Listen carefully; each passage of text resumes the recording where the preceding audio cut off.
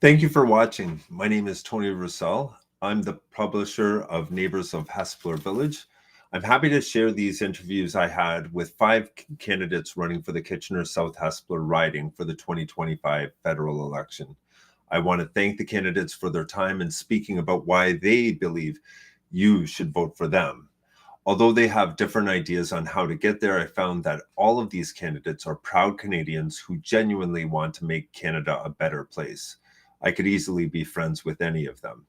I sent pre-written questions to all of the candidates ahead of the interview, and all of these interviews were shot between April 3rd and the 11th, and will be presented today in the same order that they will be on the ballot by the candidate's last name.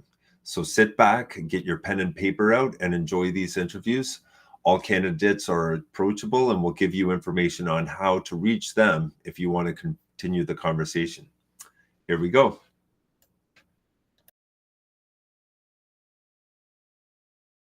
Hello, everyone.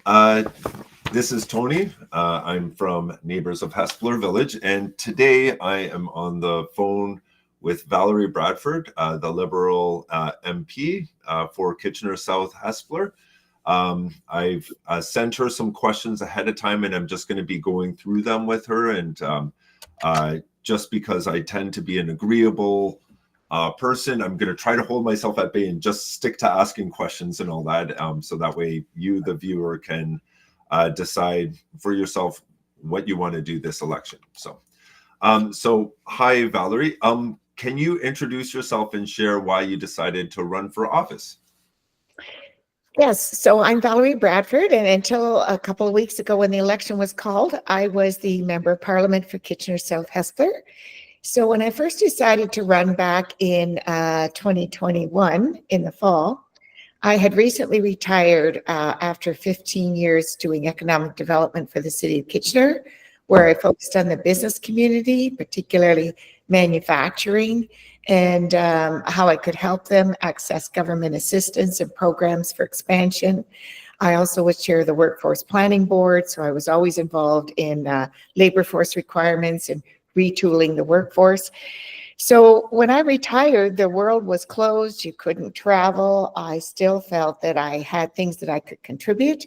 I was very passionate about the local community, really understood the local economy. And my son, Brad, who was already in politics, said, Mom, you know, this is something you've always wanted to do. You should go for it, because the incumbent wasn't running again. And I had been involved with the Riding Association doing policy. So I thought, well, nothing ventured, nothing gained. If I win, I'll start a whole new career and exciting opportunity. And if I lose, I'll get to spend more time with my adorable grandchildren. Yeah, I didn't, personal aside, I didn't know that your son was in politics before you. I thought that he went in after you did. No. If you check an article that Steve Paikin did a couple of years ago, that's why the Bradford political dynasty is very different. The son went in first.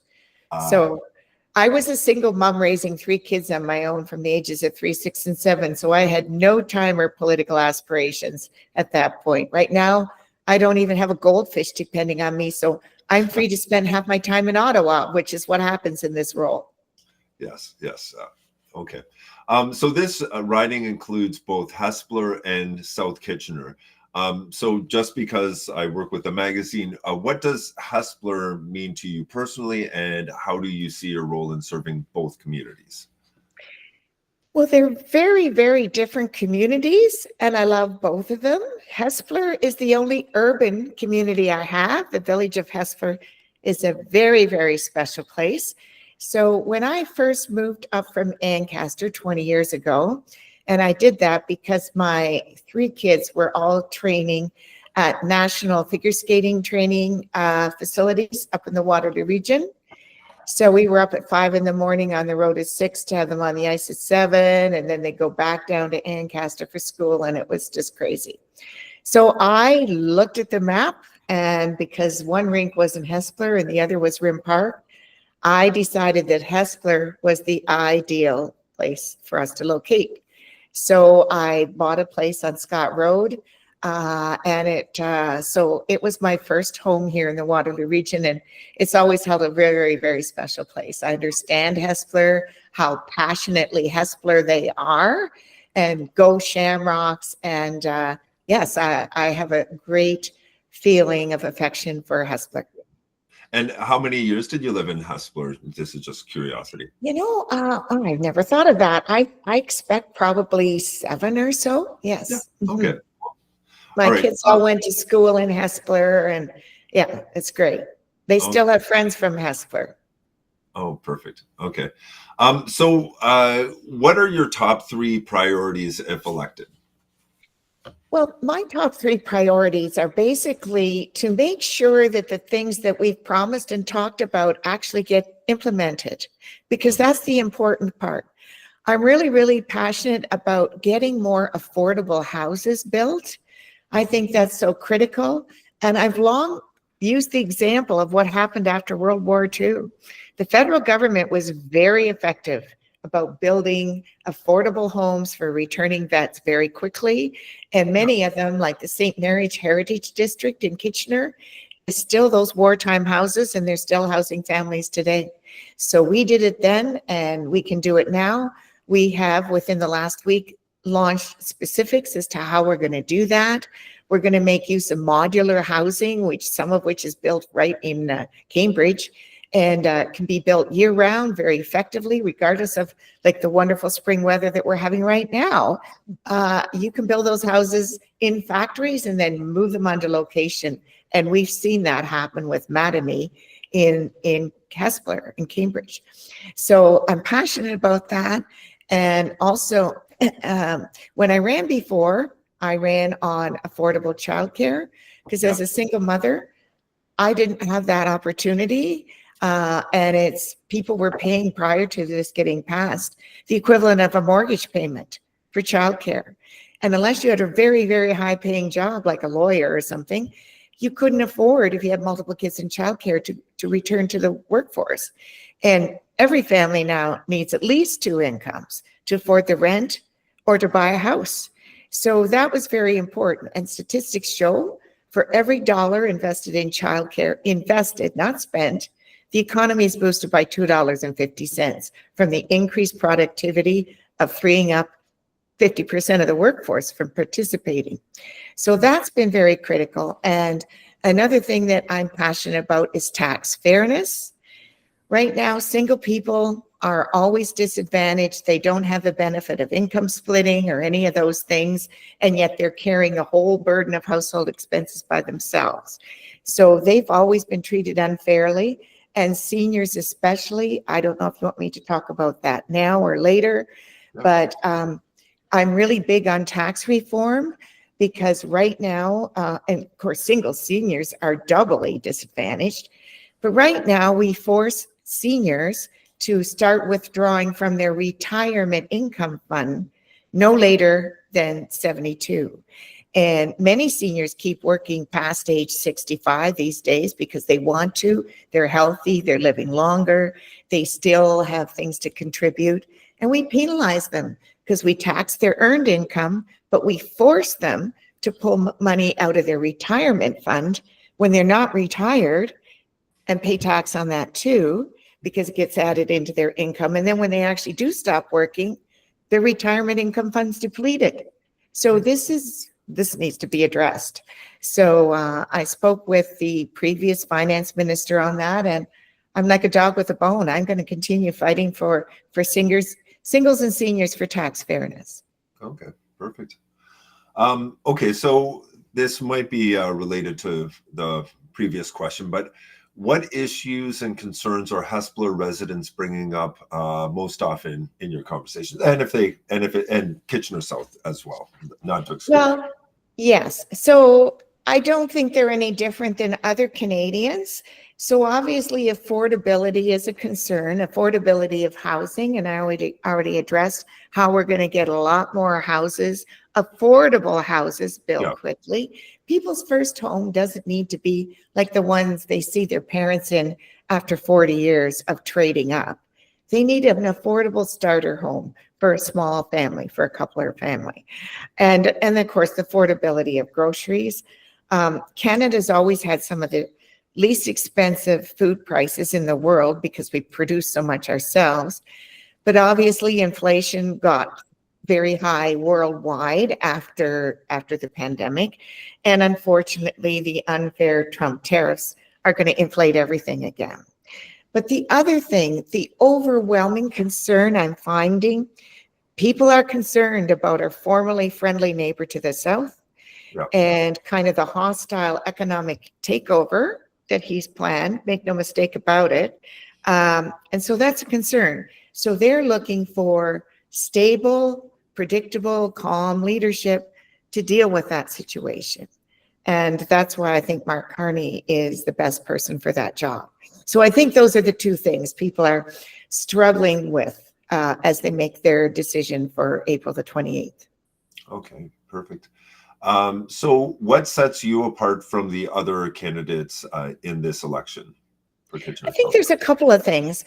I think my professional background, I've worked in a number of industries. My first career was in the travel industry. I've worked in banking. I was a certified financial planner. I've been involved in the insurance industry. I've worked in both the public and the private sector. They're not the same. You can't treat things the same. Some people say, well, government should be run like a business.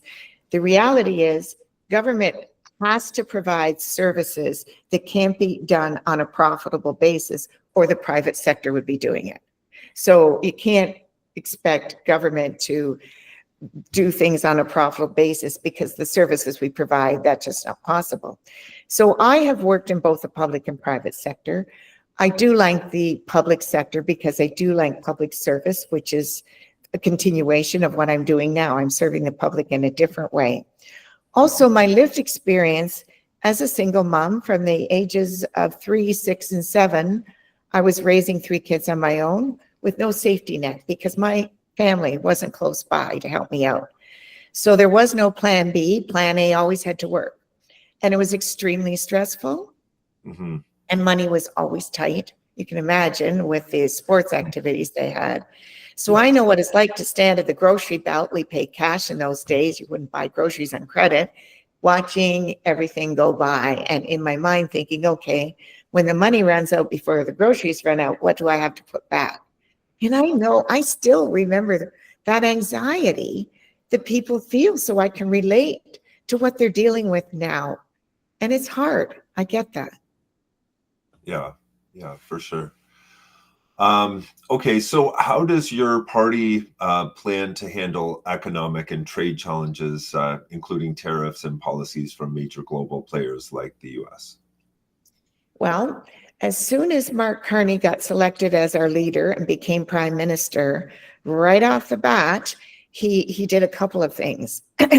So he went off to Europe rather than going to the States. He went off to Europe, where he's well known and respected, being the former governor of the Bank of England.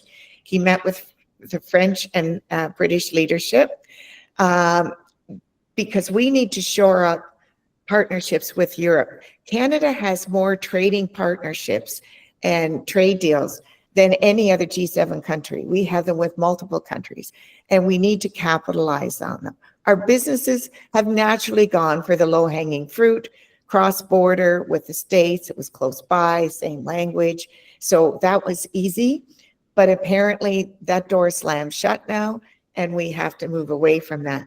The other thing he did was he called a meeting of all the premiers. Canada had become very divided, and teams don't win when they're divided. We now have an external existential threat. We've got them all working together. We've united Canadians. We're getting rid of those crazy interprovincial trade barriers that I was always against the whole time in economic development. They will be gone by July 1st. That'll generate an extra $20 billion a year to our Canadian economy. That'll help offset some of the losses we're going to sustain from the tariffs imposed by the states. So, and we're going to make the movement of our labor force across borders far easier. If you can wire a house in Ontario, you certainly could do the same in Alberta or BC. And we need to facilitate labor moving to where the jobs are so that we'll increase our productivity. So those are a couple of things. And again, this was all in the first 9 days. Okay. All right. So what is one misconception about your party or your platform that you'd like to address? Well, I think one of the things is we hear a lot from the opposition. They're wanting to say that Carney doesn't represent change. He's more of the same. And nothing could be further from the truth. As I just alluded, he considers himself a pragmatist, meaning he gets things done, and he does get things done. When he gets asked questions, and he's very, very available to the media every day. He's taking about 40 minutes worth of questions, and he gives direct answers because he's not been a politician. So if you ask him a question, you're going to get a pretty short, concise, direct answer to what you've asked. I think people find that very refreshing. His first order of business, he revoked the controversial consumer carbon tax. It's gone. I noticed my gas tank has shrunk by about $15 a fill-up right now. That resulted in 20 cents a liter savings. And so that is a great affordability improvement. People will get one more carbon rebate tax credit because check, they were always paid after to reimburse you for what you paid the previous quarter. So people will still get that in April, even though they stopped paying carbon tax on April 1st. Okay. So this tells me that he's listening and he's putting money back in the pockets of Canadians. He brings real experience, relative experience as a world-respected economist to this battle that we're facing. Okay, thank you. My mom is calling me from Holland, and I'm like, well, that's important. You gotta take care of mama. I'm sure she'll be fine. I just nice little play text that yeah, I'll call you after. Okay, so thank you for that. So reflecting on your recent term as the Member of Parliament for Kitchener South Hespeler, could you highlight your key contributions and initiatives? And how do you believe these efforts have positively impacted your constituents? And why do you feel this merits your re-election? Like I say, I did run on affordable childcare, which we did get implemented. Now, Ontario was one of the last ones to sign on. So consequently, we haven't quite, we have achieved 50% at the end of the first year, reduction in cost. The promise of Ontario is that we will reach $10 a day by later this year. So I'll be following up to make sure that's achieved. I mean, the federal government has stepped up and given more money so we can get more spaces because, there's still a shortage of these spaces. And so we've provided that, and we need to make sure that people working in childcare are compensated fairly for the responsibility that they have. Yeah. Young people are our most important asset. They're our future, and we want to make sure that they get really high quality care. I was very supportive of the dental care program. By the end of last year, over 10,000 people in Kitchener South Hespeler had been able to access the affordable dental care program.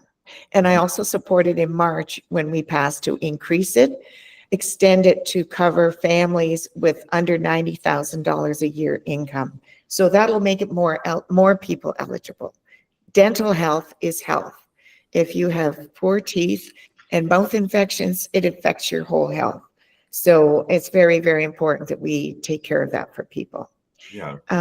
So these are things, and also down on Parliament Hill. So my primary role, I feel, is taking care of my constituents here at home, and I have an excellent staff that do that. If they need federal government assistance, they can reach out to my office and we'll help them with that. Mm-hmm. The other part of my role is in Ottawa. So I was fortunate to be appointed chair of the inaugural Science and Research Parliamentary Committee. We study many, many very interesting things. And I also served on the Public Accounts Committee, where we analyze the spending of the government, what's working, what could be done better. So those were two things as well. So. Mm-hmm. Perfect. Thank you. this is the last question for you personally, and then there's one more that I'm asking everyone. So given the visible frustration with Justin Trudeau's leadership, as evidenced by some vehicles' bumper stickers, how will the Liberal Party under new leadership address that discontent? Why should disillusioned voters trust Mark Carney to lead differently? Well, I think we have to look at why people got disillusioned. There's a couple of reasons. COVID was very, very difficult on people. It was very hard on people's mental health. People are social animals and they need social contact. When they were forced to withdraw from society for a couple of years and keep to themselves, it was very hard. It was particularly hard on young people, teenagers, as they're just coming out to who they are and they need their friends. It was awful. I found when people came out from under the rocks, they were grumpy. They forgot how to socialize. The other thing is our former prime minister was under constant attack by the leader of the opposition for 2.5 years, who blamed him for all the woes of the world. You know, global inflation, the war in Ukraine, everything that was wrong with your life personally or anything was all Justin's fault. And that was unfair, but was effective. If you keep repeating a message over and over again, regardless of whether it's based on fact, people start to absorb it and believe it. As I've mentioned before, Mark Carney is a very different sort of leader with different priorities. He is built for this moment in time. He's an economist, a world-respected economist. He's world-respected as a leader. It takes a long time to get that credence internationally. A new leader that's untested with no profile internationally will take a number of years to get that respect that he comes to the game with right off the bat. He and Donald Trump know each other already. They have met before in their previous lives. There's a mutual respect there because they both have a background in business as well. Donald respects strength and power, and Mark Carney represents that as well. So I think, like, you can already see the relationship changed a bit. Mark made it very clear he was focusing to build relationships with other partners. He didn't go right down to the States right away. No, he said, I'm not meeting or discussing with him till he respects Canada's sovereignty, until he's ready to talk about trade and our relationship generally. So when weeks went by and we got to that point, they had a phone call that went, apparently, according to both parties, fairly well. We're not out of the woods, but I think there's more respect there, and that's going to be great. So I think that Mark Carney's the right person at the right time. When we strengthen our economy and build Canada to be more resilient and less dependent on our former best friend, we'll be stronger for it and we'll be able to move forward. And our dollar has, oddly enough, already risen in value, and the US has really tanked. And because our underlying economy is still strong. It was strong going into COVID. And yes, that wreaked havoc on everyone's economy, but we largely came out of it better than any other G7. And so I think we'll be okay, particularly if we stand united like we are and fight together. Yeah, okay. Thank you for that. Okay, and so this is the final question I'm asking all candidates. What does Canada mean to you, and what does it mean to be Canadian? And what are you hoping Canada will look like for not only this generation, but future generations as well? I love this question, Tony. You know, when I go to citizenship ceremonies or I welcome our new citizens into the Canadian family, and actually Kitchener South Hespeler probably has one of the highest rates of immigration in Canada. Last year alone, I signed 2,000 new Canadian citizenship certificates for people that got their citizenship in Kitchener South Hespeler. And there's two kinds of Canadians: those of us that were fortunate enough to be born here by the luck of the draw, and those that choose Canada. And I find those that choose Canada are extremely passionate about things we take for granted. So what makes me proud? The beautiful scenery, the vast, diverse country that we are, the people The people are generally very friendly and accepting. We've been built on immigration, the diversity in our community. Everybody brings their culture, customs, and food, and we get to share it all. It's amazing. But I think there's two things that really strike to my heart. Our beautiful Canadian flag that just celebrated its 60th birthday back on February the 15th. I would say one of the most recognized flags in the world. And for what it stands for. When I return home from international travel and you land at Pearson and you're walking down the ramp, and before you get to the customs hall, you see the big, beautiful Canadian flag. It just makes my heart feel good. You're home. And I would draw people's attention to the lyrics in our amazing Canadian anthem. The true north, strong and free. We stand on guard for thee. And that's what we're being called to do. Other generations have had to go to war to stand on guard for Canada. We're in our own battle right now with our former best friend. And we all have to step up and do whatever we can, because we can't take this beautiful country for granted. Democracy is fragile. We can see it's definitely under threat in the States. For sure. And we have to make sure we don't import that here. Yeah, for sure. Okay, perfect. Well, thank you, Valerie, for your time this morning. Now, if people have questions for you at all, what is the best way for them to reach out and get in contact with you? Well, that's a good question. And so I would encourage them to go to my website, because off the top of my head, I don't know that new phone number that we have set up. There's a phone number and there's an info email that they can reach out. And people will make sure that I find out and get in touch. Okay. And what is your website? I think it's probably, this wasn't on the list. I think it's Valerie.ca. I'm not sure. You can go on Elections Canada and you can see all the candidates. You probably know, Tony. Yeah, I'm just pulling it up right now. So it would be Valerie Bradford liberal.ca. Oh, right. Okay. And actually here's the phone number. Okay, sure. 519-893-1201. And you can email info@valbradford.ca. valbradford.ca. Perfect. Okay, cool. Well, thank you very much, Valerie, for your time today. And I wish you and the other constituents, a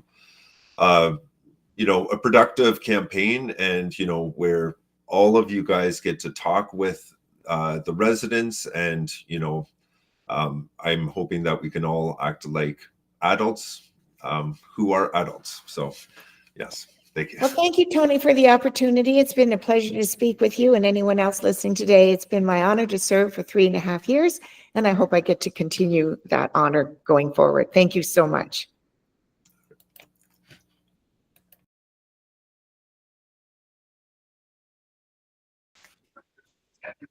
Hi, everyone. My name is Tony Russell. I'm the publisher of Neighbors of Hespeler Village, and I am having the pleasure of interviewing all of the candidates that are running for Kitchener South and /Hespeler for this 2025 federal election. Today, with me, I have Lorne Bruce from the NDP, and I just wanted to let you know that all of the other candidates have received the questions at least a day ahead of time. Unfortunately, Lorne just got these about maybe 30 minutes ago, and so his answers will perhaps not be the same as some of the other candidates. So just be aware of that. I'm a friendly, outgoing person who tends to be very agreeable.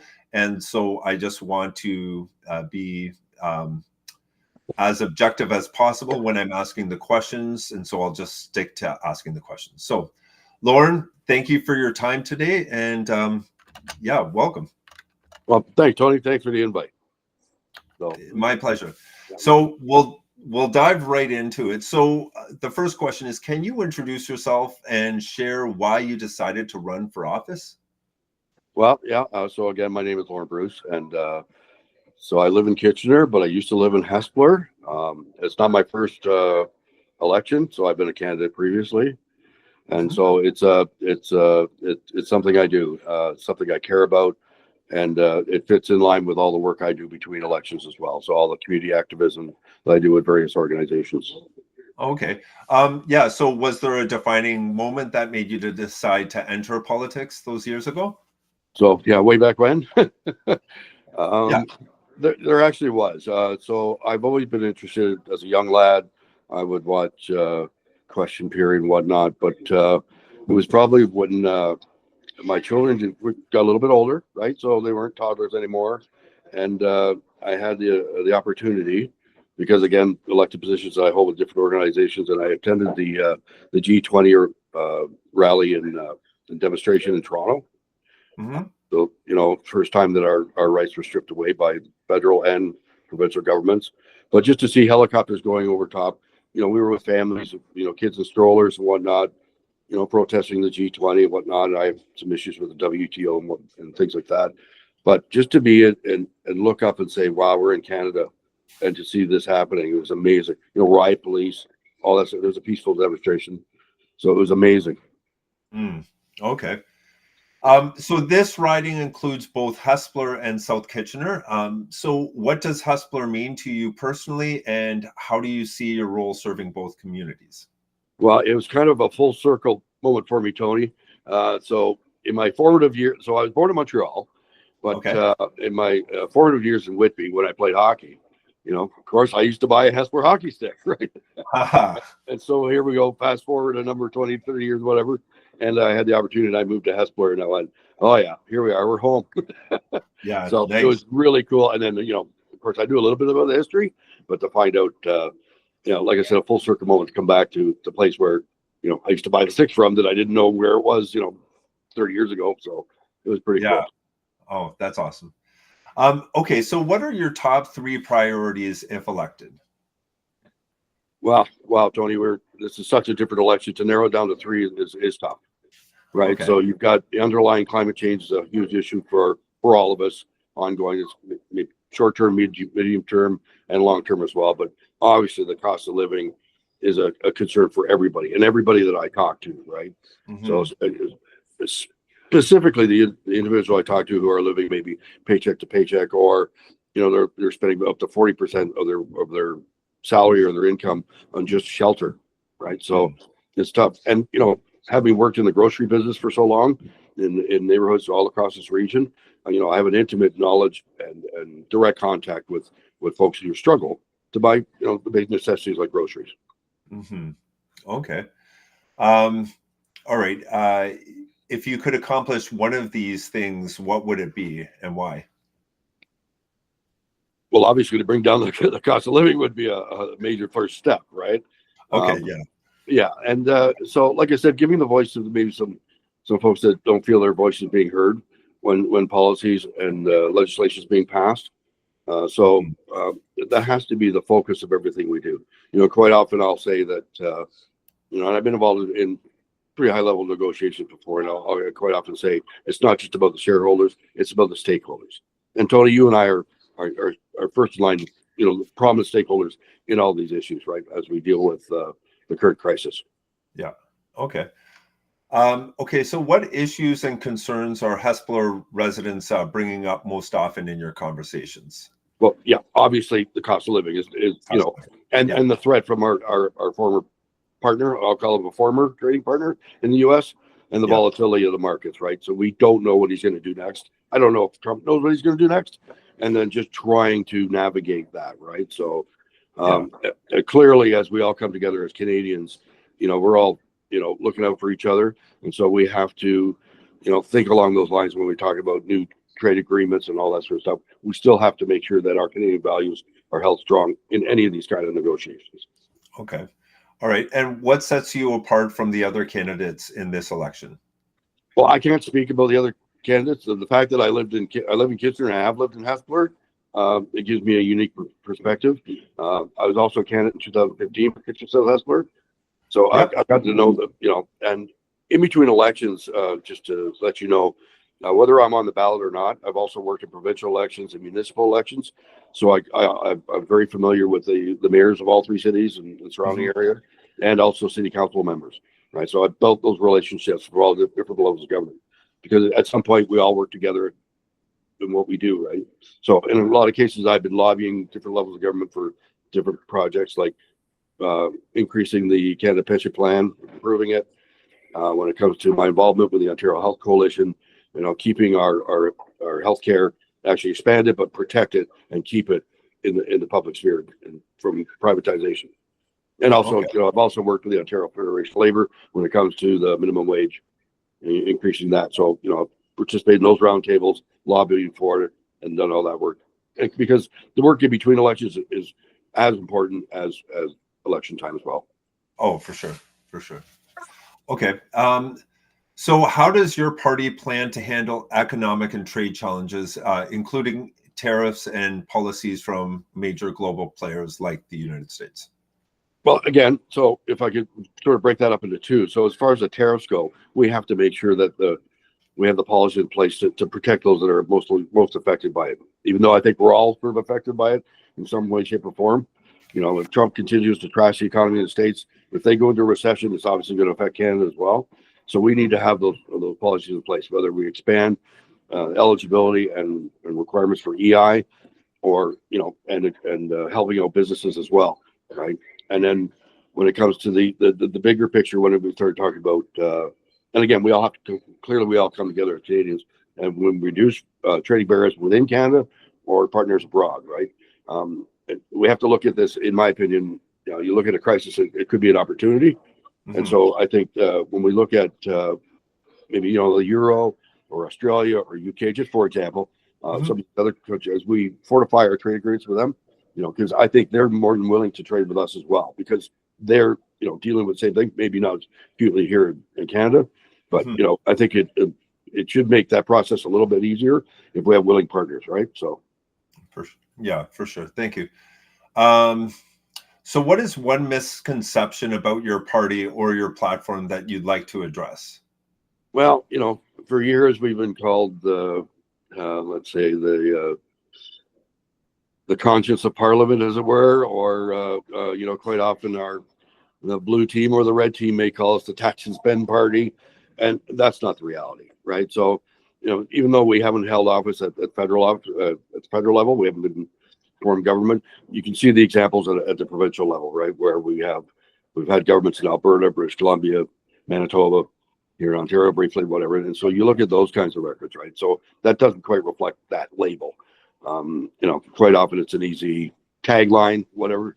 I'm not into that kind of stuff. So I'm not into spin or bafflegab or jargon. I call it as I see it. Yeah. Okay. I think people would appreciate calling it like you see it.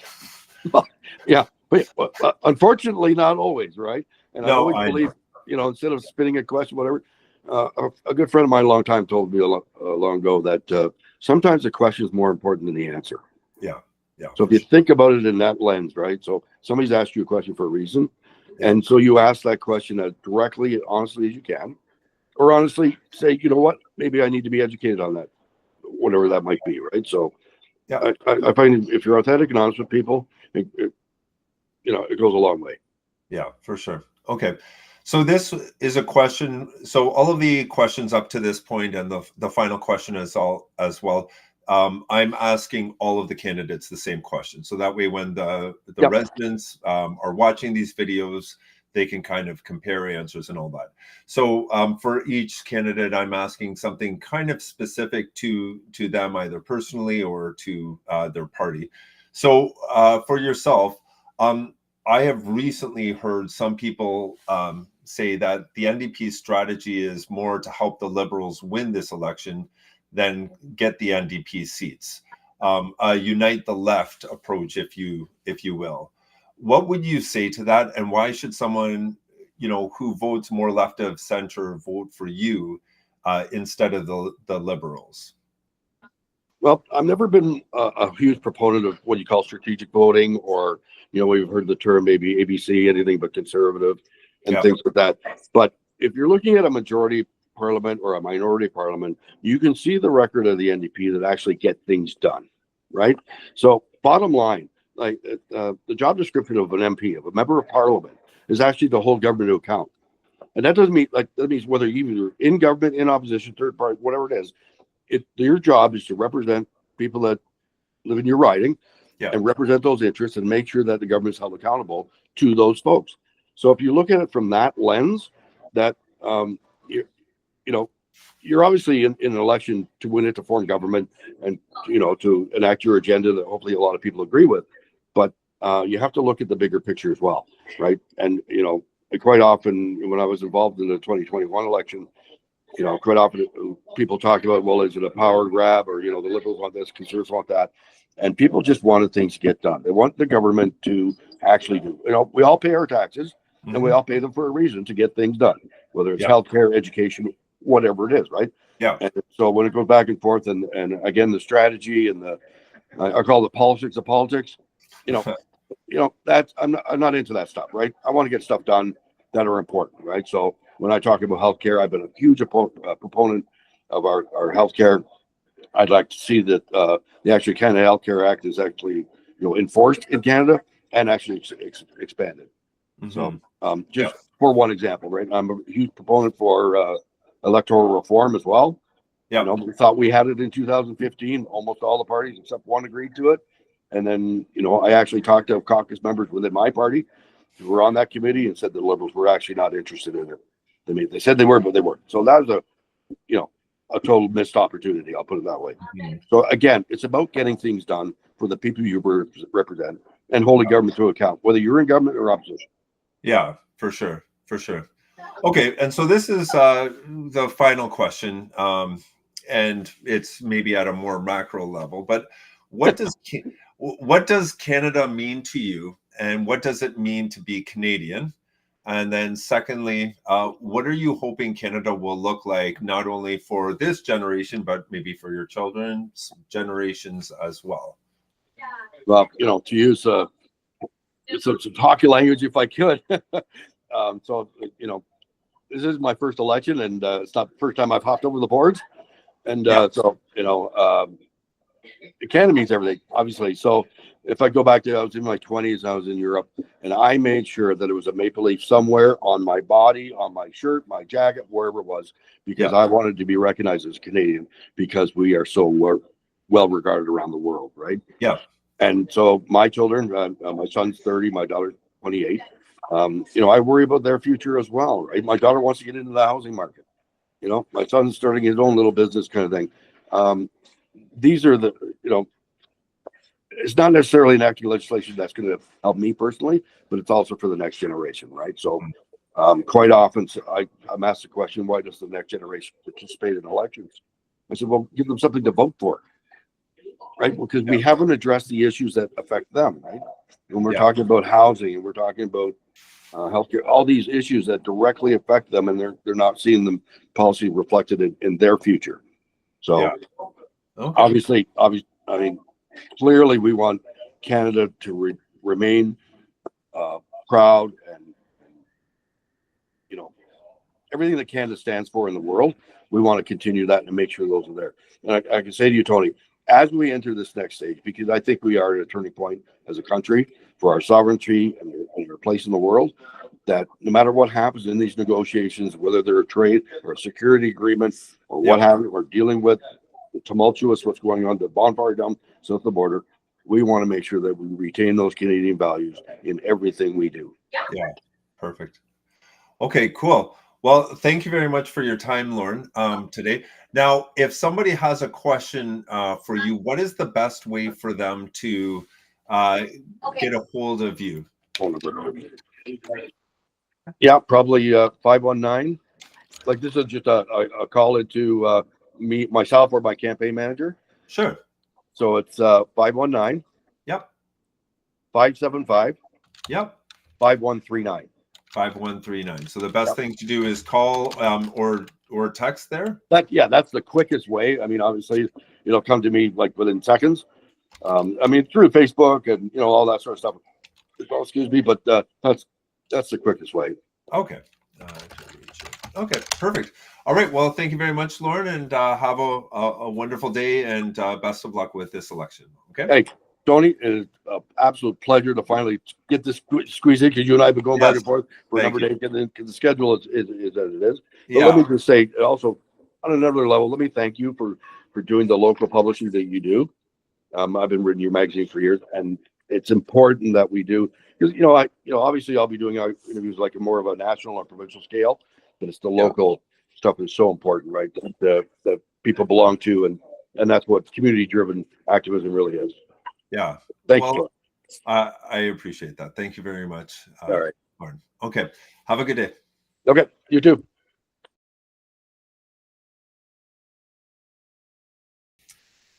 Hi, my name is Tony Russell. I am with Neighbors of Hespeler Village, and today I am here with Ethan Russell, who is the candidate for the Green Party for Kitchener South and Hespeler. So what I've done with all of the candidates I've interviewed, I've sent them questions ahead of time so that way they can prepare. And because I'm a very open and friendly and talkative guy, I'm going to just try to just stick to asking the questions, so that way you, the viewer, can make that final decision on whom you're going to be casting your vote for on the 28th. So, Ethan, thank you for joining me today. So for the first question, can you introduce yourself and share why you decided to run for office? Yeah. Thank you so much, Tony. It's great to be here. Great to do this little interview with you. Yeah. So as you said, my name is Ethan Russell. I'm the Green Party candidate here in Kitchener South Hespeler. I'm a pretty young guy. I'm 21 years old, and I'm currently a student studying at Conestoga College, studying with the Bachelor of Early Learning Program Development. So it's a very educator, early childhood education, curriculum development, program planning, stuff like that. But I've also, been involved in politics for a good few years now, and I felt like right now was just kind of a time where we couldn't let the opportunity slip us by and just not run a candidate here in Kitchener, or to simply have somebody move in from out of town to fill a spot just so that we could say we ran somebody. I felt like we needed somebody who could, actually stand up for our community, who knows our community, who's lived in it for my entire life. And I think that at this moment, if it had to be me, I was willing to just take that opportunity, dive in, and make the run. Okay, perfect. So this riding includes both Hespeler and South Kitchener. So because I'm with Neighbors of Hespeler Village, what does Hespeler mean to you personally, and how do you see your role in serving both communities? Yeah, I mean, in a lot of ways, I do kind of see the entire KW region as being like almost one big city. It's kind of this idea of Tri-Cities. Yeah, we are the Tri-Cities, and we're so connected that when I do go and I see my family in Cambridge, it's almost like we didn't even move cities. It feels like it's almost the same place. I have an uncle on my father's side who lives in Hespeler, and when I started this, I went over to him and I wanted, it's like, hey, introduce me to your neighbors, show me them, let me talk to the people. And what I really found was that while obviously Hespeler has a lot of its own unique culture, it has its own history, its own look, its own vibe.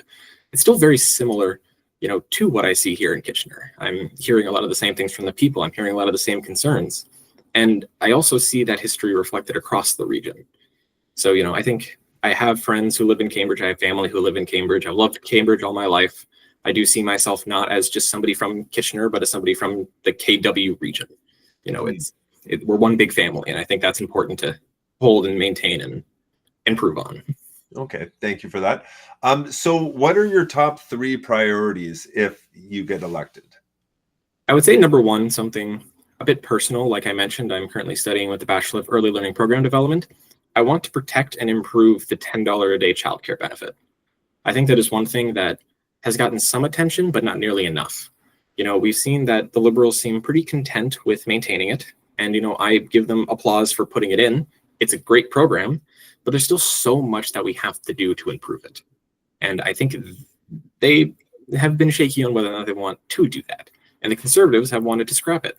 So I want to ensure that that program is protected, that families and educators can have safety and security in, their job, where their child is going to go, who's going to be taking care of that child.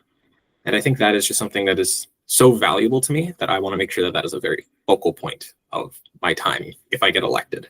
Yeah. I also really want to ensure that, we are protecting Canada's economy, we're protecting Canada's sovereignty, that we're just trying to make sure that Canada is a safe place.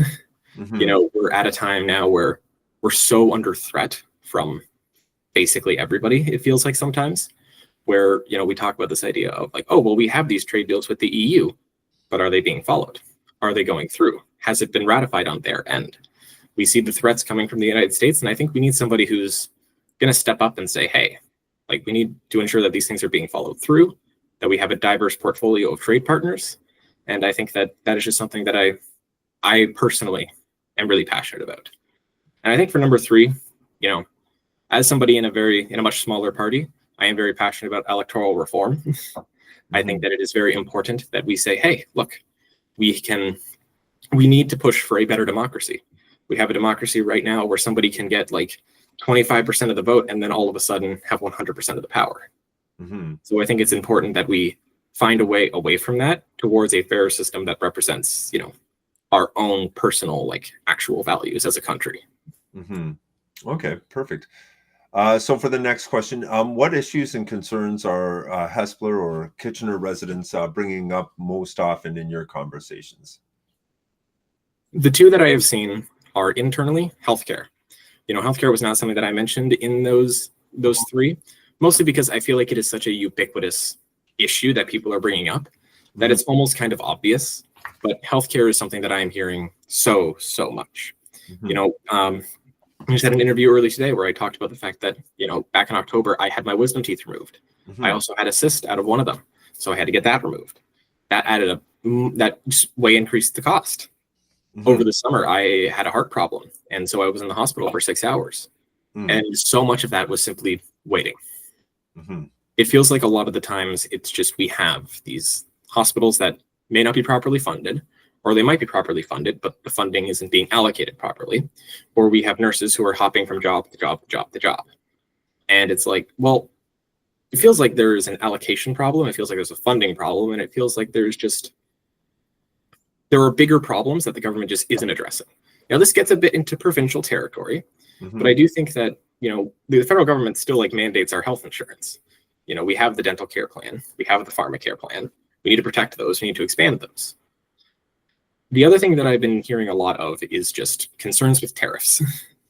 I'm sure you've also been hearing a lot about this, but Yeah. there's a lot of uncertainty with the fact that so much of our economy is now dependent on a nation that seems to want to destroy us. Mhm. People, even if their jobs don't really depend on the states, they're still concerned about what that will bring for the wider political and socioeconomic economy. Mhm. And I think that is something that, every time it's like, it's always those two things, plus another issue that is important to them. Yeah. But like healthcare and concerns with what is happening with the United States right now. Yeah. Okay. All right. So the next question is, what sets you apart from the other candidates in this election? So I would say a big thing for me is just the fact that I have a lot of initiative. I mentioned I'm only a 21-year-old. I'm still a student. I have 2 exams on Monday, Ah. end of the debate. But a lot of this comes from the fact that I'm willing to do this because I'm just driven to. Mhm. I bring a lot of initiative to the table. And I think that is something that, as a member of parliament, I want to fight for, my constituents. And I'm not going to simply sit there at the table, vote, leave. I want to make sure that I'm reachable, I'm there, and that I'm always driven to put forth those private member bills, even if they don't go anywhere, just Mhm. making sure that like our voice are being heard. Mhm. I also think I kind of almost see myself as of two worlds. It's like, as you said, I am young. Like, Yeah. as I said, I am young. I am a 21-year-old. I'm a college student. I Yeah. know the struggles that college students are going through right now. I see them every day when I go to class. Yeah. I see the damage that we're doing to young people with the housing crisis, with the mental health crisis, with the loneliness crisis. But I'm also old enough and have enough experience that I can see, like what adults are also going through, what people far older than me are having. Mhm. Working in childcare, in my time, I've seen parents come in who have to have a different person pick up their kid every day because they're picking up random shifts here and there to pay to have their child there. Mhm. And I think, talking to those parents and whatnot, it gives me a lot of that focus towards like, okay, there are bigger issues than just what is happening at my college campus. And I'm able to see those issues and I want to act on them. Okay, perfect. Thank you. So how does your party plan to handle economic and trade challenges, including tariffs and policies from major global players like the United States? Yeah, so a big part about our policy is this idea of just diversify the economy, diversify our trade portfolio.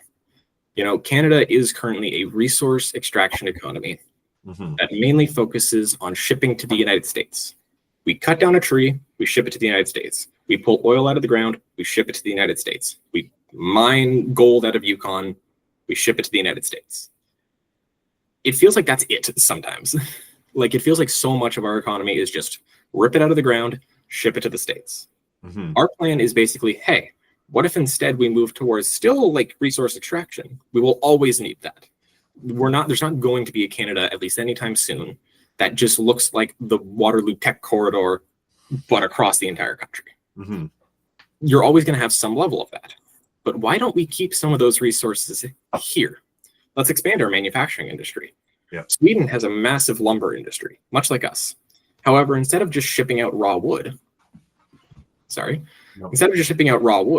they furnish the wood. They turn it into planks. They turn it into furniture, and then they ship that. So while we have a bigger lumber industry just on the basis of we are physically bigger, they also have an incredibly strong lumber industry because it's focused on finished lumber, not just raw wood that we cut down and threw over to another country. Yeah. I think that is a big part about what we need to do. Now, another big part of that is, diversifying also what our economy is. Like I mentioned, KW region, we're not a resource economy. We are a local economy that has some manufacturing, but the bulwark of, Kitchener, Waterloo, Cambridge, and even some of Guelph now is our tech industry. It is this massive booming tech industry that is driving us to be one of the fastest growing cities in the country. We can move away from just resource extraction.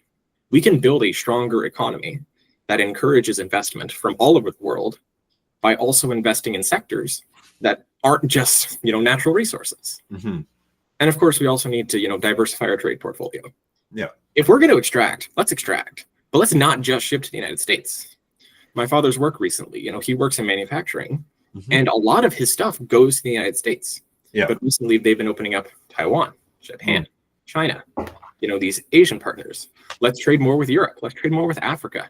Let's not have 80% of our economy dependent on a nation that could, on a whim, because Wisconsins were uppity one day, decide, hey, we want to throw away your economy. I think we need those safety nets, and those safety nets only come from diversify the economy, diversify the trade portfolio. Okay, thank you. Okay, so this question is for you personally. So I think you've mentioned it several times that you're 21, so that's good. You're not pretending that you're not.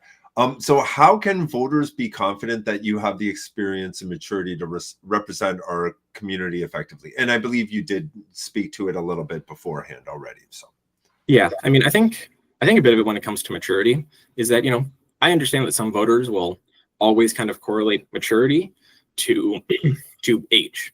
And I will never win those voters, so I can recognize that. But if we're willing to recognize maturity as a sense of experience, I do think that I have the experience that, shows a level of maturity. When I was 17, I got elevated from bakery clerk of my job to bakery supervisor. So all of a sudden at 17, not even a legal adult yet, I was a supervisor at my work. I was told, like, you close alone, count the tills, do whatever you want, go. And they trusted me to do that. Back in Boxing Day 2022, busiest day of the year, they told me, okay, all of the other supervising managers who did the open, you do the close from 3:30 till we closed. It was me in charge of the whole thing. And like, that is a big responsibility to put on somebody, but I did it successfully. Since then, for the past few months, I've been president of the Green Party Constituency Association here in Kitchener South Hespeler. I've been, my program at Conestoga has a program advisory council where they take, people from around the region and say, how can we improve the program? And I'm the student representative for them. So it's my responsibility to talk to my classmates and be like, what do you feel is working and not working with the program? Yeah. So I think a lot of what it comes to is just I have a lot of experience with it. I come with, that wealth of I am willing to do things even if they're difficult. And I think that at the core of it is what maturity is. It's the ability to take on those roles, to learn from them and to grow. Yeah. I've seen people triple my age who don't have that ability. So I don't really believe that age fully determines maturity. Yeah. I understand if people say, you're a little too young for me, because even I would love to have my bachelor's before I do this. But I also think that that doesn't fully paint the full picture. Yeah. No, that does make sense. And thank you for that. That was a very thorough answer. Okay. So this one is, a question I've asked everyone. So what does Canada mean to you, and what does it mean to be Canadian? And what are you hoping Canada will look like for not only this generation, but future generations as well? I got into a debate with some people over this answer, but I think that Canada at its core is a nation of evolution. Okay. I think at its core, it's a nation that evolves and changes. I've seen people talk about how, like, around this time of Canadian sovereignty, say, oh, we should uplift people like John A. Macdonald, our father of Confederation. And I'm like, as somebody who nearly went to go study history, I gotta ask the question of how does he really represent what Canada is now? What has he done to represent Canada? Canada is very different than when it was in the 1860s. And that is what makes me so proud to be Canadian. It's the fact that, we've changed our constitution completely in the 1980s.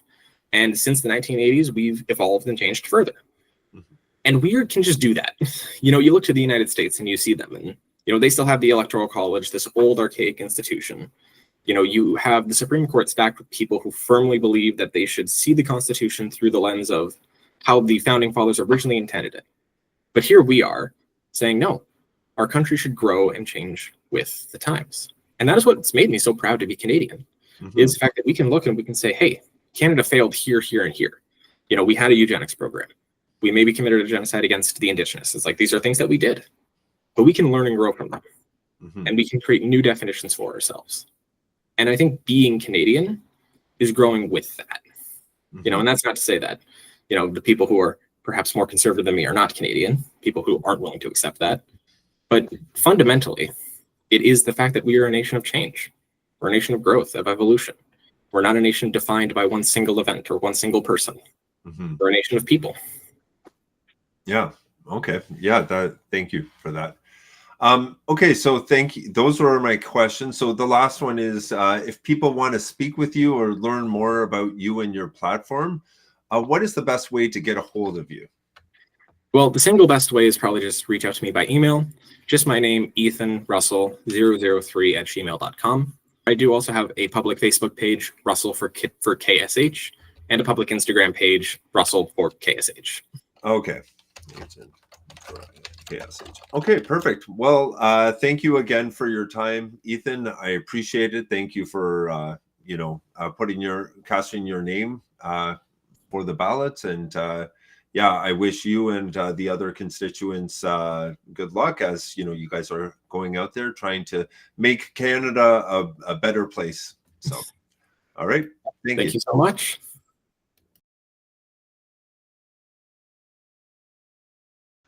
Hi, everyone. Thank you for coming and watching this video. Today, I'm very happy to do an interview with Dr. Matt Strauss, who is representing the Conservative Party for Kitchener, South, and Hespeler riding. My name is Tony Russell, and I am the publisher of Neighbors of Hespeler Village, the local magazine that goes out here in Hespeler. And so, Matt, thank you very much for meeting with me today. Thank you for having me. It's a real pleasure to see you. Awesome. So because I am a talkative person and I'm super open and I'm very agreeable, I am purposely just going to stick to asking questions because I don't want there to be any bias whatsoever. And I just want you to speak for yourself. And if people have any questions about what you say, they can reach out and talk to you directly, and the two of you guys can hopefully come to some type of conclusion or whatever. Absolutely. Awesome. Okay, for the first question, it's, can you introduce yourself and share why you decided to run for office? Okay, so my name's Matt. I was born in Kitchener, but I grew up in Hespeler. We moved here when I was 4 or 5. I remember I had my 6th birthday party on Darren Crescent, where I grew up. And Hespeler is the best place in the world to raise a family. I had a wonderful childhood. I did Boy Scouts at St. Andrew's Presbyterian. I eventually became a lifeguard at the Johnson Center. I went to university early. I got in when I was 15. I was a very bookish kid, I would say. So therefore I was commuting to the University of Waterloo for undergrad. Initially my mom had to drive me from Darren Crescent to UW. By the end I could drive myself. And then I got into medical school. So I went away for, I guess, a total of 9 years at Western, McGill, and then back to Western. I became a specialist in critical care. The first place that I came to work in the ICU, once I had all my schooling done, was Grand River. And I've been part-time at Grand River over the last 13 years. I've been full-time at Gulf General. I was the chief of the ICU for many years. I love teaching. I love thinking and speaking and interacting with people. So one of the honors of my life was I was on faculty at the McMaster Waterloo campus and taught many medical students over the years. So if you have a young doctor in the community, maybe under 35, there's a good chance I taught them at some point. I met my wife, fell in love with her. We have 2 kids. We have an 8-year-old German Shepherd. We live here in Hespeler now. Right before the pandemic, I had gone to journalism school, and then during the pandemic, I did a lot of writing. Initially for the Spectator in the UK, also for a magazine called City Journal in Manhattan, but also the Toronto Sun, the Toronto Star, the National Post. I was interviewed on CDC and Global News about my and a whole bunch of podcasts about my views about the pandemic. And in some ways, I was critical of the government. And when I see a problem, I do my best to fix it. So I became a public health official just 45 minutes south of here in Haldimand, Norfolk, for the second half of the pandemic. And that was one of the proudest accomplishments of my life. So I really wanted to pursue pandemic policies based on calm, courage, consent, and compassion. And after a year and a half of pursuing that as a public health official, we had a 30% lower COVID mortality in that jurisdiction. So that was my most recent kind of professional activity prior to going to politics. But now I'm raising my family here in Hespeler. It's my hometown, and it would be the honor of my life to serve as your representative in Ottawa. Okay. So was there a defining moment that made you decide to enter politics? I think throughout the pandemic, I found that I was good at standing up for what's right, for having open and honest conversations, sometimes debates with folks. And there's a lot of heat. You get a lot of criticism anytime you do anything publicly, but politics would be one of those. Public health would be another one. Writing in the newspaper would be yet another one. And I just found that I'm able to take the heat. I'm able to stand up for what is right. And I was able to have a really big impact, both in like that little corner in Haldimand, Norfolk of the province, but also in the province, across the province. I would say on many of the group meetings all public health officials had, at first sometimes it was 34-1 across the province for the voice of agreement, but by the end it was more like 20-14 on my side. So I got to make change by being reasonable and open and honest with folks, and that's what I hope to pursue more. Okay, thank you. So the next question is, this riding includes both Hespeler and South Kitchener. So what does Hespeler mean to you personally? And I think you alluded to that a little bit already. And how do you see your role in serving both communities? Yeah, I think the phrase I used was the best place in the world to raise a family. And so I knew once I was ready to start a family, there was one place in the world I wanted to do that. And it's so meaningful to me to take my daughter to the same pool that I learned to swim at, to take her to the same public library where I used to go to reading circle. And I just think it's so special to have like the small town feel, where people look after their neighbors, where they know each other's children, where there's street hockey and it's not just that it's about families, but it's about helping other people's families and being it's an incredible small town feel, 45 minutes from the big city. And I don't know where else you can get that on earth. Kitchener is where I was born. Kitchener is where my dad's side came in the 1840s. And it's where my mom came as a refugee in the 1960s. So Kitchener to me is about people from all over the world coming, sometimes with the shirt on their backs and not much else, and making a life for themselves. And I guess it's hard for me to separate the two locations, because my whole life, my grandfather still lived in that house that he bought in 1968, and we were there three times a week. I guess I've always felt connected more to multicultural communities in Kitchener because of where my mom was from, and we had kind of sort of cultural events there.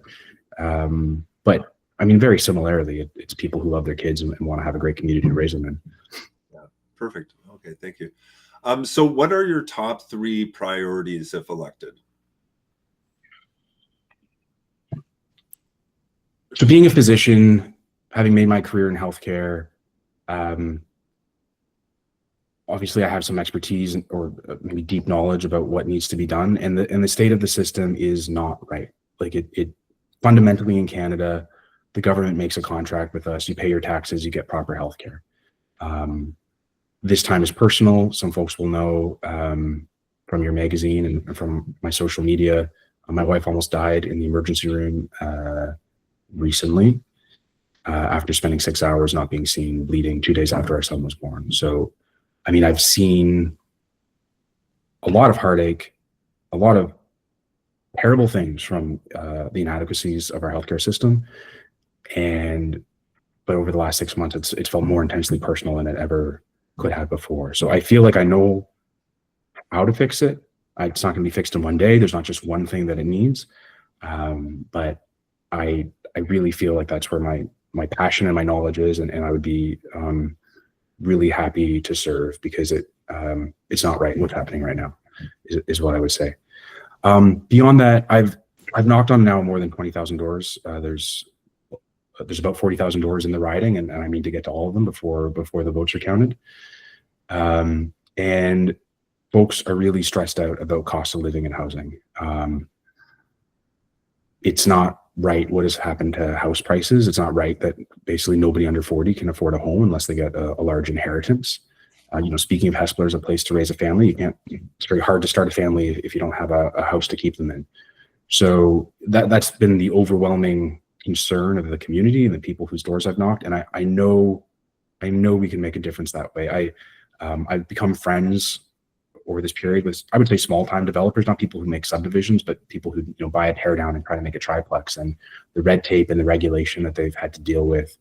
One man, he bought a plot of land, he wanted to put 36 townhouses on it, and he had to fight bureaucrats for 2 years because they only wanted to let him have 16. And he's like, I'm trying to build houses for young families in a housing crisis, and we just need some leadership, I think, to plow through some of that and get people into houses. And then, of course, all this nonsense with the USA and the tariffs, that's an overwhelming concern for people. And I think the set of policies that got us into this mess are not going to get us out. So I think we could make some changes there and steer through this crisis. And I'm passionate about doing that. Okay. So you said our current policies, were there any in particular that you could briefly discuss?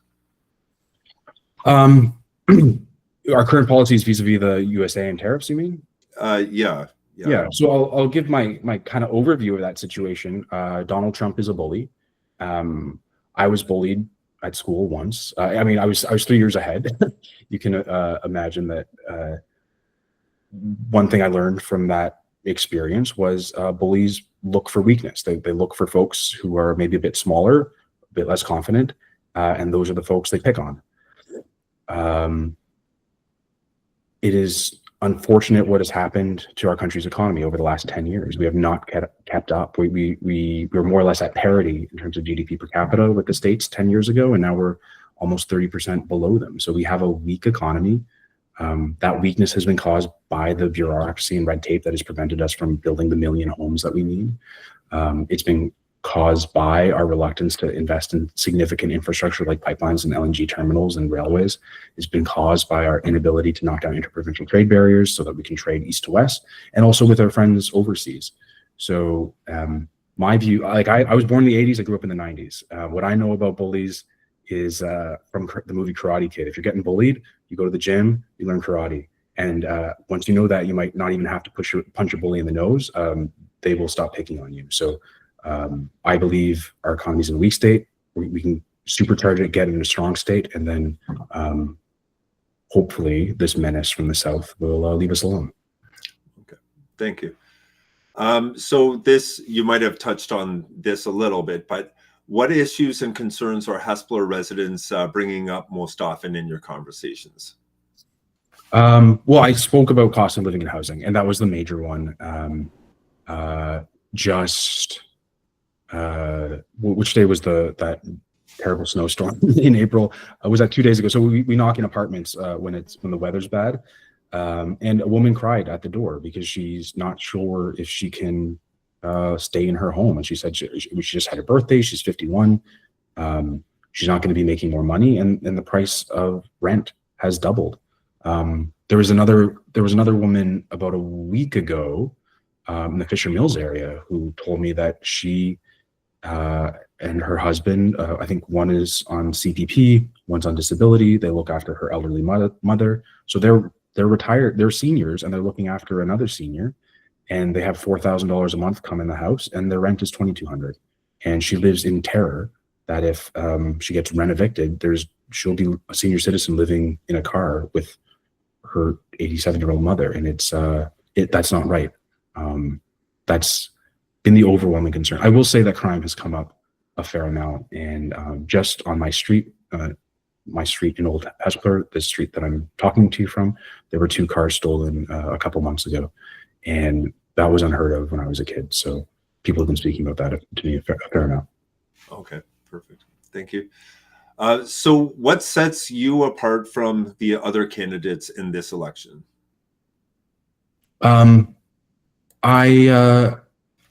They seem like nice people. I'm not intimately familiar with their biographies. I'm sure that they have unique experiences as well, but I have a fair number of unique experiences myself. So I was a physician, a hospital administrator as the chief of the ICU. I've been a public health official. I'm a writer who's been internationally published. I have this experience of having maybe been the boy from the story of The Emperor's New Clothes, that I stood up for science and what was right, and stuck to my guns and my principles, and made major changes in policy that it's not my opinion, saved lives. So I think that there's a need for leadership in healthcare. I think that some of that leadership has to come through Ottawa, and I don't think anyone else is as well positioned as me to bring some of that. Yeah. Okay. So the next question is, how does your party plan to handle economic and trade challenges, including tariffs and policies from major global players like the U.S.? Oh, I feel like I mostly answer that with the story of Karate Kid and the bully, and we like the answer remains: we need to supercharge this economy. Of interest to folks, been Conservative Party policy for the last 4 years. A couple conventions ago, our party came together convention and passed a policy proposal called CANZUC. The idea that Canada, Australia, New Zealand, and the UK, given that we're all Commonwealth countries, speak English, we have very similar regulations, and we should have been in a super free trade agreement with these friends overseas for the last several years. And if we had linked up our economies in that way, perhaps we wouldn't be so vulnerable to the predations of what's going on down south. I like to say that the wolf is at the door, and we need to make this straw hut a brick house like yesterday. Yeah. Okay. So what is one misconception about your party or your platform that you'd like to address? Um, And when why? people- And then, to add to that, why do you think this misconception exists? when people, and I've had so many wonderful conversations, and I'm not scared when people criticize my party at the door. I appreciate it. If there's something that's not sitting right with them, I like to hear about it. But it's a minority. It's maybe 1 in 20 folks want to tell me something they don't like about my party, and I'm sorry to say, they usually express that as a subjective feeling of dislike towards our leader, Pierre Poilievre. And I've tried to be as open and receptive as possible to what don't you like about him. And it seemed the word Trump-like comes up a fair amount, or the word angry or attack dog, these things. And it's bizarre to me because he's come door knocking with me in Hespeler. And the vast majority of people who opened their doors were so happy to see him. I swear it sounds like propaganda, but I swear. And they had a videographer with them. We can corroborate it. People cried. They were so happy to see him. People gave him hugs. We knocked on one door. This was in the Silver Heights neighborhood. It was posted about on the our Hespeler Facebook page, but it came down because they're not supposed to have political content there. We knocked on one door and talked with a woman, and then we walked down and did some more doors, and then her children came down the street running to give Pierre chocolate bars. And I got to speak with him a fair amount that day, walking between doors, and he was kind and thoughtful and honest. And I know from his biography, he has a special needs child. His wife is a Latin American refugee. He has a dad who is gay that he's on very good terms with. And so I've gone to doors where people say, well, he doesn't care about marginalized voices, or he's angry all the time. And it's just so far from my experience with him. But I got to say, I don't watch very much television. And I think the way television news goes, where if you give them an hour-long speech and people decide to put a 30-second clip up, or even less, a 10-second clip up, where you maybe sound intemperate or disagreeable, that you can kind of create this pro wrestling bad guy angry image out of context. So, and one last thing, and one other thing I say to folks when they want to speak to me about his character is I say, I'm not asking you to like him. I happen to like him. I get along with him. He's been a politician for 20 years. I'm not aware of one lie he ever told, one like honest to goodness lie where he said something that was untrue. And to spend 20 years in politics and have a record like that is incredible to me. I didn't talk about the other answer to why I got into politics was I was very scandalized by the 2017 SNC Lavalin scandal. Like, I cannot stand people telling me things that aren't true, particularly people in positions of leadership. And that was happening a lot over the last 10 years and even during this recent Liberal leadership. So whether you have a subjective sense of like towards him, at least he's honest. Like, his record is one of honesty. Yeah. Okay. All right. And this is a question for you specifically. So during the pandemic, your stance on public health measures led to national headlines, including your departure from Queen's University and legal support being offered from X, formerly Twitter. How do you address concerns or questions from residents who may be uncertain about your position and potentially your actions? Why don't I tell them my position now, so nobody has to be uncertain? Yeah. I am. It's been the honor of my life to be a physician in this community for the last 13 years. I've seen thousands of patients. I've saved hundreds of lives at this point. I have vaccinations that other people haven't heard of as a hospital worker, as somebody who lived overseas for a couple of years, as somebody who did humanitarian clinics in Latin America, and as a public health official. Under my medical directive, we ran vaccination clinics and got thousands of people vaccinated. So I tried to spend not much time on what I would say social media misinformation, when anonymous people in their basements are saying things that are untrue. But I have come to understand that people are saying I'm an anti-vaccine online, and that's just the opposite of it. In fact, if you look for, I don't know, if you Google Matt Strauss, Medical Officer of Health, Haldeman, Norfolk, you'll probably find some news articles where I was encouraging folks to get vaccinated, particularly pregnant women, particularly vulnerable people. And when I say I believe my efforts saved lives. One of the things I'm proudest of is when I came into that position, Haldeman Norfolk had the lowest or the second lowest rate of vaccination. And when I left, we were about in the middle of 34 public health units.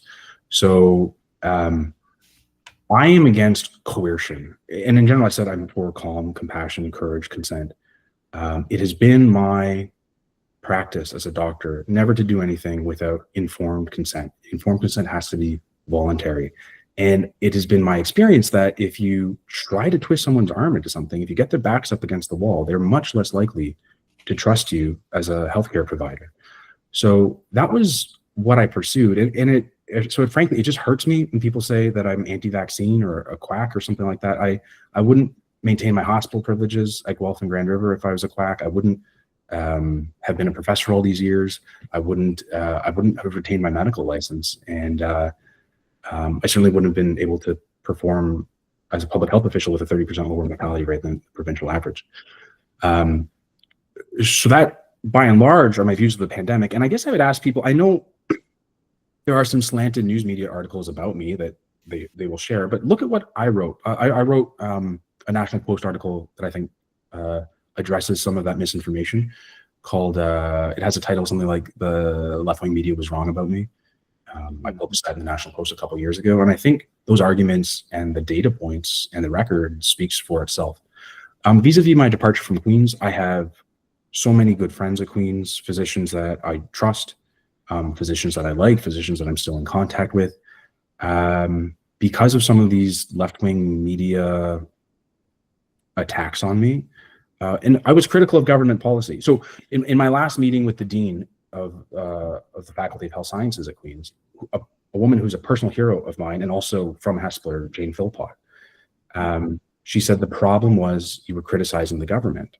And I was like, but it's my job as a physician and a professor to criticize the government. That's why academic freedom is in every professor's contract. So I want to hear from experts if they see something that's not right. If you're a forest ranger in Jasper and you're saying the forest fire prevention is not up to snuff, I want to hear from that person. I want that person's voice to be protected. So my lawsuit is about the administration, not the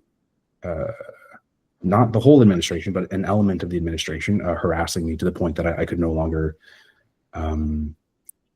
perform my clinical duties as a physician. So, and that's okay. I have more jobs than I need. But it's that principle of like, we have to protect whistleblowers. We have to protect academic freedom. We have to protect the little boy who says the emperor has no clothes. So that's why I'm pursuing that litigation, I would say reluctantly. And then I know there's misinformation about Twitter and Elon Musk. I have had no personal dealings with Elon Musk. Twitter has supported my claim, my litigation, but they've offered to pay for it. I've taken zero money from them. My lawyers have taken zero money from them. I appreciate the moral support, and when I receive moral support, my mom taught me to say thank you for it. So that is that. So I don't. I honestly don't understand the concern. Any real person in the flesh that I've spoken to this about this with doesn't seem to have any concern with all of that. But I know from 5 years of experience of being an outspoken public person, you are never going to make all the online anonymous trolls happy. Like never, ever, ever. And so I try to spend not too much energy trying. Okay. All right. Perfect. All right. And this is the closing question that I've asked all candidates so far. What does Canada mean to you, and what does it mean to be Canadian? And what are you hoping Canada will look like for not only this generation, but for our children's as well? I have a lot of answers to that question. I have historical answers, cultural answers, personal answers. I'll start with the personal. Canada is my home. This is my hometown. Like, I was born in Canada. My dad's side came 150 years ago. My mom came as a refugee. It's a place of refuge. It's where all my cousins live. It's where my siblings live. It's where my parents live. It's where I have always lived, except for a couple years in Kuwait as a child. And I think to like be more abstract about it, about why is it my home? Why did my family come here? Why do I choose to stay here? Canada's about, our anthem says it, we're the true north, strong and free. Truth is very important to me. I said earlier that honesty mattered a lot. And we work hard. We keep this country strong. We stand up to foreign threats like the one from the South that we talked about, and we got to be free. And I think free and fair. So we have to be able to disagree with each other, but still be agreeable people. I think back to being in Hespeler Minor Softball League, and every so often, not very often, a dad would get in an argument with an umpire. And I remember one guy, one dad walking away after such an argument and saying, "It's a free country." And yeah, I guess that ability to express yourself and even sometimes disagree with your neighbors about something as perhaps unimportant as Hespeler Minor Softball, or as something more important like how we're going to get through the pandemic. But those are the values that I think really define our country. And to go back even historically, I think Canada was always the freest nation. I think the United States talked about freedom, but the Parliament of Lower Canada, what is now called Ontario, is one of the very first parliaments in the world to ever ban slavery. And by no means would I say that Canada has always behaved fairly towards its Indigenous people, but I have a book on my shelf by a Western professor named I believe it's Susan Hill, about the Haudenosaunee people who live along the Grand River now. And I did not realize until I read her book, by and large, the Haudenosaunee in southwestern Ontario were refugees from George Washington's mad genocidal rampage in upstate New York. So their constitution talks about freedom, but I think we've always had freedom and peace. Historically, we maybe don't trumpet our ideals as much, but we live our ideals, and that's an important thing to me about being. I haven't even talked about the valor of our soldiers in World War II and World War I, where we got into those conflicts earlier than other overseas members of the alliance. So, and I think that speaks to being strong and free.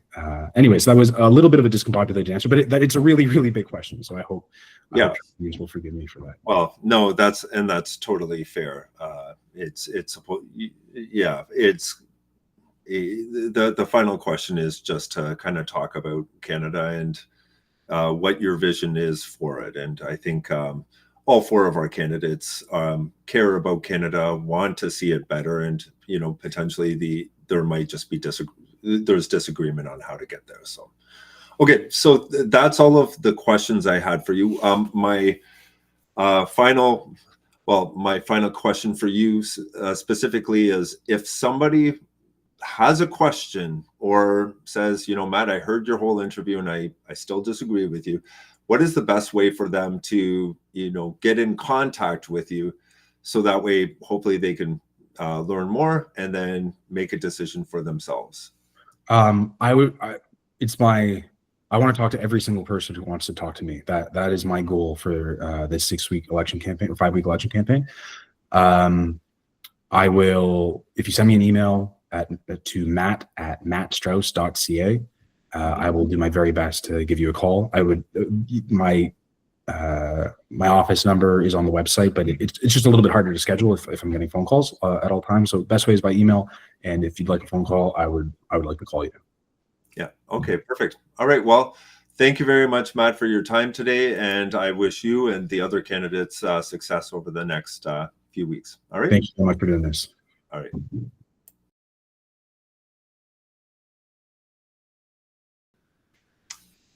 Hello, everyone. My name is Tony Russell. I am the proud publisher of Neighbors of Hespeler Village. And something I'm doing for the Hespeler residents, although you Kitchener South people and residents feel free to watch it as well. I'm going to be interviewing all of the political candidates who are going to be representing the Hespeler and Kitchener South riding for this 2025 federal election here in Canada. So today I'm with Randy Williams from the People's Party of Canada, otherwise known as PPC. So Randy, thank you for coming here today. Glad to be here. Okay, so I've just to let our viewers know, I have sent you and the other candidates pre-written questions in preparation for today's interview, and I'm just going to be going through them. I'm going to just try to not react to any of them and just stay 100% unbiased, because I'm a very open, friendly, and agreeable person, and I want to keep that a bit at bay. So, okay. So, Randy, with that huge disclaimer ahead, let's start off with the first question. So, can you introduce yourself and share why you decided to run for office? Okay, well, as you know, my name's Randall Williams. Everybody calls me Randy. I've been a long-haul trucker for the past 40 plus years, and what I saw happening over the last bunch of years was, this country seemed to be going in the wrong directions for many, including myself. I guess the catalyst of that moment was during COVID, when I just saw how far the government was willing to go to take away our freedoms. And I figured, okay, that was the moment that I joined the People's Party of Canada and started reading their policies, and they really reflected on me. And I thought, this is a party I can get behind. So even with that, I really didn't think about running as a candidate. It was something that, I think more of my wife talked me into, because she belongs to the same party. And I think maybe she just didn't want me yelling at the TV anymore. Okay. All right. Well, that's fair enough. Okay. So this riding includes both Hespeler and South Kitchener. What does Hespeler mean to you personally, and how do you see your role in serving both communities? Well, that's a difficult question, because I really don't know Hespeler all that well. I do know Cambridge was built on 3 boroughs, but as far as the history of it goes, I'm not that adept to it. I spent a good deal of my time away on the road. So even with my own city, there's some things I remember, some things I don't. But I feel as a country as a whole, all communities are the same, and they all pretty much want the same thing. So I think on the federal level, we can work with the municipalities to make it better for everybody, not just for Hespeler, but for all surrounding areas. Okay. All right. So what are your top 3 priorities if elected? The first one I would believe is our spending needs to get under control.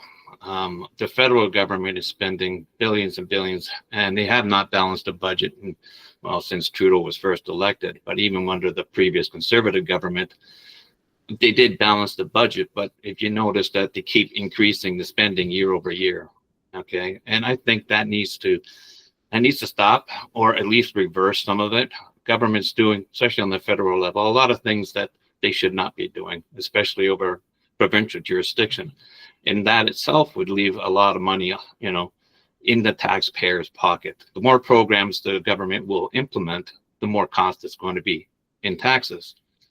My second one is protecting women and children. Over the last bunch of years, I noticed a real change in what people call transgenderism. I don't actually believe in that. I think there's only 2 genders, and you're born one way or the other. You cannot change who you are, right? You may change the package, but you can't change who you are. But protecting women, women's sports, women's privacy, and children, especially children. I'm an advocate for Action for Canada. I'm not a spokesman for them, but I am a member of Action for Canada, along with my wife. And protecting children should be everybody's feeling about what's going on. Children cannot drink, children cannot smoke, children cannot get tattoos. But for some reason, this bill, I believe it's Bill 16. I'm not exactly sure on that one, but they're talking about, putting children who don't have the ability to consent on puberty blockers that do more harm than good. And then next step is the surgeries. I think we should wait until they have, they're old enough to make these decisions.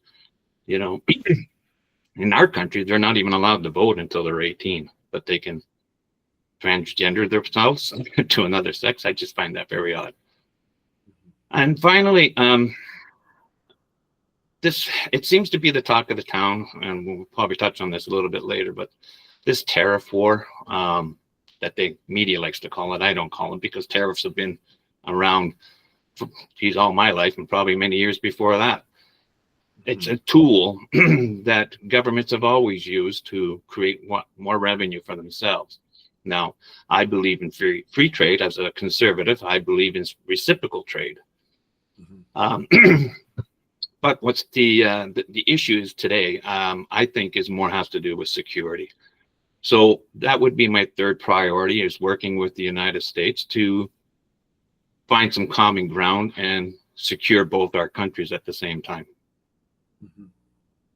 Okay, thank you for that. So what are some of the issues and concerns that residents have brought up the most in your conversations with them as you're campaigning? Well, just as I just said, the number one is this tariff. Everybody's talking about tariffs.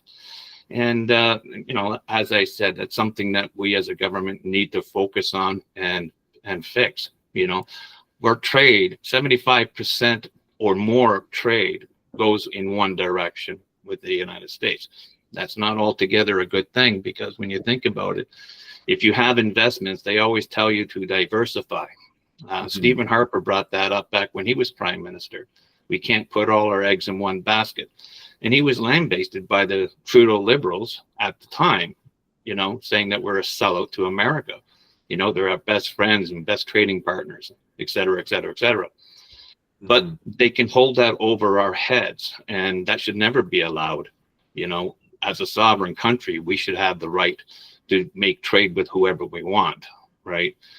And I'm an advocate for that. I think we need to diversify, not to punish the Americans, but to protect ourselves from what's happening today. Okay. And if I could bring up just one more thing, Tony. Oh, for sure. The other thing that I'm hearing a lot too is this vote splitting on the right, and they're fearful. At least some of the residents I've talked to that are voting conservatives. And I just say, you know, I don't understand it at all, right? Because voting on the left has been split since my entire life, right? Yeah. The Conservative Party has not been split except for one brief time where there was the Reform Party. That was after the Maroney years. Yeah. And why didn't the Conservatives win every election since? They must have, or they should have. So it doesn't make any sense that vote splitting is going to put the Liberals back in power. We have a multi-party system here, and that should be rewarded, not taken away. And I try to explain to people that we're not against the Conservative Party. We're actually for conservative principles. We just want to make sure we hold on to those principles, and the Conservatives don't move away from those principles. So even if we get elected, just like the NDP's enhancing the Liberal vote, we can enhance the Conservative vote. So it's not a scary thing at all. Got it. Okay. All right. Well, thank you for that. So what sets you apart from the other candidates in this election? I really don't know much about the other candidates, except for maybe Valerie Bradford, who's the current MP. Personally, I don't really put myself in the same basket as them. I'm just running because of me. I'm running because I see there's something wrong, and this needs to be fixed. We need to change course. The people of Canada are suffering, and the government doesn't seem to care. And that's the issue that I'm seeing.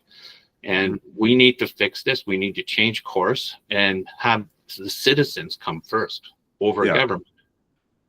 Yeah. Okay. All right. All right. So the next question is, how does your party plan to handle economic and trade challenges, including tariffs and policies from major global players like the States? We need to diversify, as I said. We need to start making deals with other countries. We need to start looking at the trade barriers and the tariffs that we have. We have what we call in this country supply management, which is a detriment not only to our citizens, but other countries who want to do trade with us. Okay, that needs to be looked at. I know Max says it needs to be got rid of. I don't know if I fully agree with that, but I do agree that it is an issue that needs to be addressed. That's one of the major things that's stopping trade, not only within Canada, because we have these trade barriers even within our own country that need to come down. So another good reason is this oil and gas. We can't ship our oil and gas, let alone across the country, then to other countries other than the United States. So this is one of the major things that needs to be looked at and corrected. Okay. And when you said supply management or supply chain management, can you explain what you exactly meant? I didn't. Okay, supply chain management is different than supply management. Oh, supply management. Supply management is a group of people who control the production of, let's say, dairy, for example, that Trump likes to bring up a lot, is that they're forced to only make certain amount of product to keep prices high. Now, they say it's to protect the businesses like dairy, but I feel it's more to have control over the pricing. Controlled pricing is a communist ideal that should never happen, right? Farmers should be able to sell their product to whoever they want, whenever they want, and however much they want. That's what supply management stops. There was an incident here in Waterloo region. I don't remember exactly where, it was a while ago, that a farmer was forced to dump thousands of liters of milk because his cows overproduced. So he couldn't sell it, he was forced to dump it. How does that help the farmer? How does that help the consumer? This is why prices go up, is because price controls, okay, is a communist ideal, and we need to get away from that. Okay. All right. Thank you for explaining that. So what is one misconception about your party or your platform that you'd like to address? Well, that one is actually an easy one. Back in 2021, we were branded as the racist party. And I always thought that was really kind of funny because they said we were racist because we were against immigration. And I thought, okay, what race is immigration? It doesn't make any sense. We were against mass immigration. And back then, that wasn't a big deal, but people who don't really pay too much attention to politics are now seeing the fallout of mass immigration. Home prices have shot up to uncontrollable levels that even my 40-year-old son can never afford to buy a house. We have our hospitals are hurting big time because we bring in millions and millions of more people. And we've actually lost hospitals over the years. And I don't remember the number exactly. But I know we've lost hospitals. We haven't built any new hospitals in this region. And look around, this region just itself has expanded enormously. You can't be blind to that. So we don't have the infrastructure, we don't have the homes, and we don't have the hospitals for the amount of people that are coming into this country. So the PPC party wants to put a pause on that until we can get control of the immigration status here. Okay. All right. Thank you for that. Now, this is a question kind of for you specifically and about the PPC. So the PPC strongly opposes government restrictions like vaccine mandates and carbon taxes. How would your policies balance personal freedoms with the collective well-being of Canadians? Okay. First of all, I strongly believe in freedom, and I believe in the Charter of Rights and Freedoms. And body autonomy has to be front and center. That's a God-given right to be who you are. Okay. You can't force people to do a medical procedure because you believe something different. If you want a medical procedure done on yourself, that's your choice. Forcing other people to do it takes away their freedom. I'm pretty sure if there's something that you don't want done to you, and somebody else says, too bad, we're going to do it anyway, right? That takes away your individual freedom. So the balance is holding on to those values under their charter, those God-given values, and then turn around and say, true, but in case there is another virus that comes along, we need to emphasize to protect those who are most vulnerable. Okay. Secondly, we need to have those who are afraid to give them the tools or supply them the tools to protect themselves, whether it be a vaccine, whether it be mask, whether it be whatever it needs to be. Okay. But we can't start saying that your fear now overrides the rights of other people. When we start going down that road, we're just no longer free anymore. Okay. All right. Thank you for that. And then this is the final question, the final bigger question, I guess. What does Canada mean to you, and what does it mean to be Canadian? And what are you hoping Canada will look like for not only this generation, but our children's as well? That's a really tough one. I was born in a small town in Northern Ontario. Now, I moved here when I was 10, and I noticed straight off the bat the culture in Northern Ontario was much different than in the cities here in Southwestern Ontario. In saying that, our founding fathers built this country off of Christian principles with the British and the French. And we built it, I wouldn't say we built this, we all built this country over the years under those principles. And along with the native population, I don't think we were enemies with the native population. I think we were all cohabitants of an area that we call Canada. And there's issues with that too. But all in all, I think our principles on the founding were solid. Now, what happened over the years is we've had a government create what we call official multiculturalism. Now, when you do that, you're replacing the culture here. You're not enhancing the culture that's here. You're replacing it here.